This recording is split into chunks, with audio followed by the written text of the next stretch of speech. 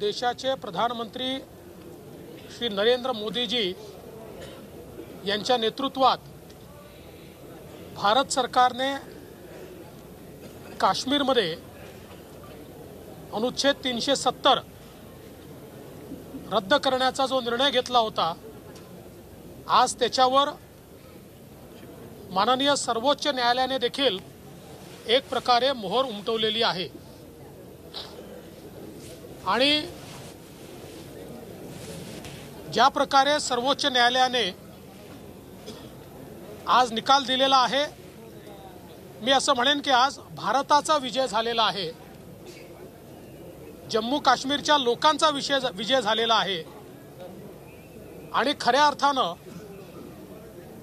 ज्या 370 मुळे जम्मू काश्मीर हे विकासाचा आगार व्हायच्या ऐवजी दहशतवाद्यांचा आगार झालं होतं, आज खऱ्या अर्थानं 370 रद्द केल्यानंतर दहशतवादही कमी झाला, विकासही मोठ्या प्रमाणात वाढला आणि आता तर 370 पुन्हा येण्याची शक्यता पूर्णपणे सर्वोच्च न्यायालयाने संपवल्यामुळे एक नवीन पहाट ही आता जम्मू काश्मीरमध्ये झाली आहे असं जर आपण म्हटलं तर ते वावगं ठरणार नाही।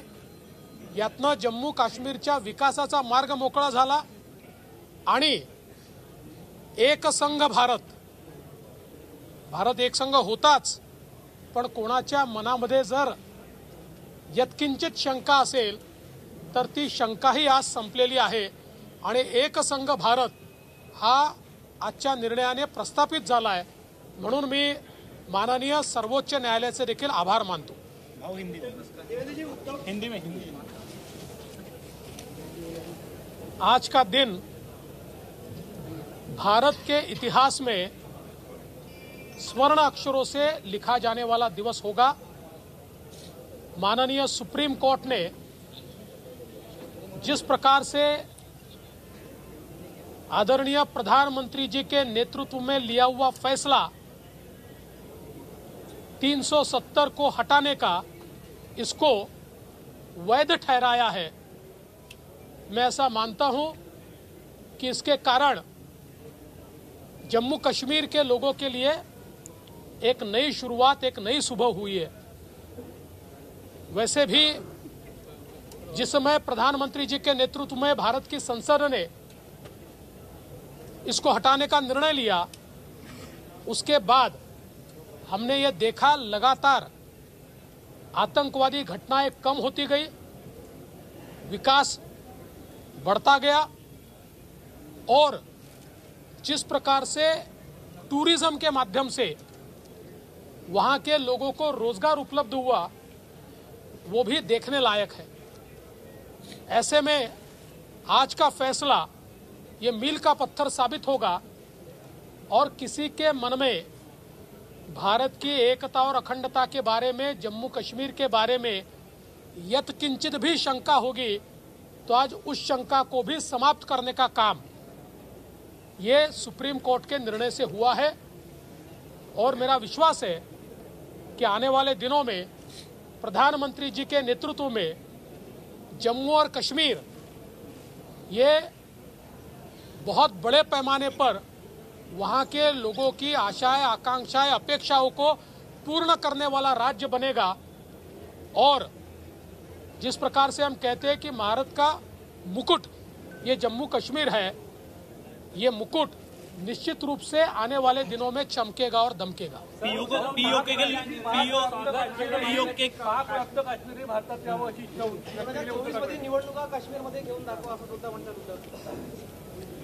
पहिली गोष्ट तर अशी आहे की पाक व्यक्त काश्मीर हे भारतामध्ये आलं पाहिजे ही प्रत्येक भारतीयाची इच्छा आहे आणि मला विश्वास आहे आम्ही तर अखंड भारतावर विश्वास ठेवणारे लोक आहोत। त्याच्यामुळे जे असंभव वाटत होतं त्या गोष्टी मोदीजींनी संभव केलेल्या आहेत। म्हणून मला असं वाटतं की आपण येत्या काळाची वाट बघितली पाहिजे। सर, उद्धव ठाकरे असं देखील म्हणाले की काश्मीरवर पंडित केलेले आहेत त्यांना परत आणण्याची गॅरंटी पंतप्रधान नरेंद्र मोदी घेतली। पहिल्यांदा तर इतके वर्ष हिंदू हृदय सम्राट शिवसेना प्रमुख बाळासाहेब ठाकरे यांनी 370 कलम हटवलं पाहिजे अशी मागणी केली आणि त्यांची मागणी पूर्ण करण्याचं काम हे माननीय मोदीजींनी केलं। पण ज्यावेळी माननीय मोदीजी हे काम करत होते त्यावेळी शिवसेना म्हणजे उद्धव ठाकरेंची सेना, उद्धव ठाकरेंच्या सेनेची भूमिका ही राज्यसभेमध्ये वेगळी, लोकसभेमध्ये वेगळी, इकडेही तिकडेही तबलाही डग्गाही अशा प्रकारची राहिलेली आहे। त्याच्यामुळे त्यांना या संदर्भात बोलण्याचा अधिकारच नाही आहे। त्यांनी खरं म्हणजे शिवसेना प्रमुख वंदनीय बाळासाहेब ठाकरेंनी जे जे मुद्दे मांडले त्याच्या विपरीत भूमिका घेणाऱ्यांच्या भूमिकेला सातत्याने संसदेत त्या ठिकाणी साथ दिलेली आहे। केंद्र सरकार की क्या नीति है?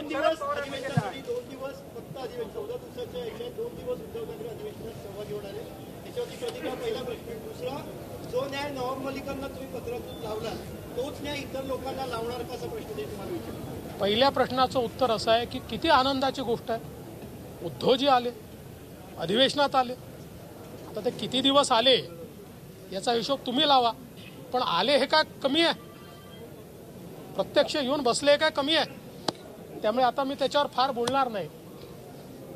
जो न्याय नवाब मलिकांना आहे, नवाब मलिकांसारखा आरोप, त्यांच्यासारखी जेल, त्यांच्यासारखी परिस्थिती ही इतर कोणाची असेल तरी त्याच्यावर तोच न्याय लागला पाहिजे हे आम्ही सांगू। पीओके के लोग भी चाहते हैं कि उनका विलय भारत में हो, ऐसे में केंद्र सरकार की क्या नीति है? पीओके के लोग भी चाहते हैं कि उनका विलय भारत में हो, ऐसे में केंद्र सरकार की क्या नीति है? देखिए, इसके लिए आप ध्यान दीजिए। आने वाले दिनों में देखिए, मोदी है तो मुमकिन है, जो असंभव है वो मोदी जी ने हमेशा करके दिखाया है। आज इसके ऊपर बोलना उचित नहीं होगा, आप समय का इंतजार कीजिए। एक पुन्हा प्रश्न उद्धव ठाकरे असे म्हणाले की धारावीचा विकास झाला पाहिजे, पण मोदीच्या मित्राचा विकास झाला नाही पाहिजे। टीटीआर बँक सरकारकडे असावी, अदानीकडे नव्हे, उद्धव ठाकरे असे म्हणाले। मी एकच गोष्ट या निमित्ताने सांगू इच्छितो की एक तर पहिलं जे धारावीचं टेंडर होतं ते तर काही अडाणींना नव्हतं। ते टेंडर रद्द करण्याचं काम कोणाच्या सरकारने केलं? उद्धव ठाकरेंच्या सरकारने केलं। आता जे टेंडर झालेलं आहे त्याच्या सगळ्या टर्म्स आणि कंडिशन्स ठरवण्याचं काम कोणी केलं? ते उद्धव ठाकरेंच्या सरकारने केलं। असं आहे की ही उद्धव ठाकरेजींची नीती आहे की ते विकासाच्या कामांना नेहमीच विरोध करतात आणि धारावीच्या लोकांना घर मिळू नये, कारण यांना घर मिळालं तर हे कदाचित आमच्या पाठीमागे येणार नाहीत, यांना झुंजवत ठेवा, अशा प्रकारची नीती त्यांची दिसते आहे। त्या नीतीच्या अंतर्गतच त्यांचं काम चाललेलं आहे। तुम्ही बघा, आता त्यांनी पहिल्यांदा जी काही रिफायनरी होती त्या रिफायनरीला विरोध केला, मग त्यांनीच पत्र पाठवलं त्यांच्या सरकारमध्ये की रिफायनरी इकडे नका इकडे करा। मग तिकडे रिफायनरी करायला घेतली तर स्वतःच तिथे विरोध करण्याकरता गेले। त्यामुळे त्यांचा मूळ स्वभाव जो आहे हा विकासाला विरोधाचा स्वभाव आहे। ज्याला विकासाचा विरोध आहे त्या व्यक्तीशी काय बोलायचं?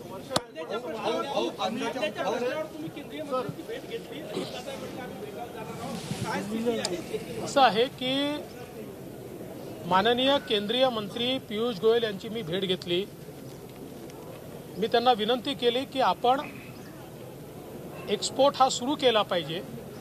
त्यावेळी त्यांनी ही बाब माझ्या लक्षात आणून दिली किंवा मला सांगितली की देशामध्ये कांद्याचं जे उत्पादन आहे, देशाला जेवढं कन्झम्पशन आहे त्याच्या 25 ते 30% कमी देशामध्ये उत्पादन आहे किंवा स्टॉक आहे।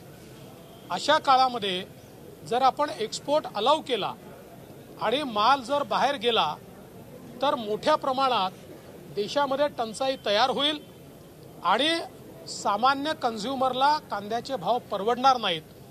आणि म्हणून आम्ही एक्सपोर्टची बंदी केली आहे. मी त्यांना ही विनंती केली की व्यापारी त्या ठिकाणी लिलाव बंद करतात, शेतकऱ्यांचं नुकसान होणार आहे. खरं म्हणजे जुना माल आता व्यापाऱ्यांकडे आहे, तो काही शेतकऱ्यांकडे नाही, पण नवीन माल हा शेतकऱ्यांकडनं येतोय. त्यावेळेस त्यांनी सांगितलं की जेवढा माल शेतकरी देतील तेवढा माल, जो काही भाव आम्ही ठरवू त्या भावावर सगळा माल केंद्र सरकार विकत घ्यायला तयार आहे. जर व्यापारी लिलाव करणार नसतील तर सगळा माल आम्ही केंद्र सरकारच्या वतीनं त्या ठिकाणी खरेदी करू. कुठेही आम्ही शेतकऱ्याला अडचणीत येऊ देणार नाही.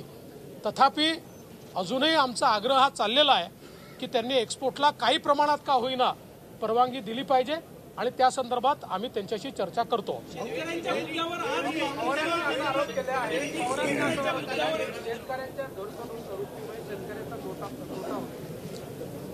असं आहे की माननीय पवार साहेब देखील केंद्रीय कृषी मंत्री होते आणि ते केंद्रीय कृषी मंत्री असताना देखील 2 वेळा हा निर्णय घेण्यात आला आणि अशा प्रकारे निर्यात बंदी लावण्यात आली.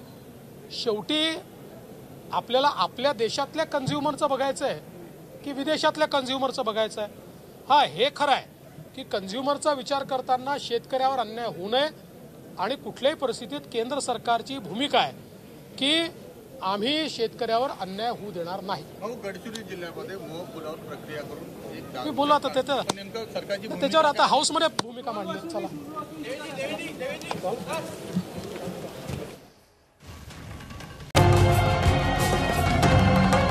छत्रपतींचा विचार म्हणजे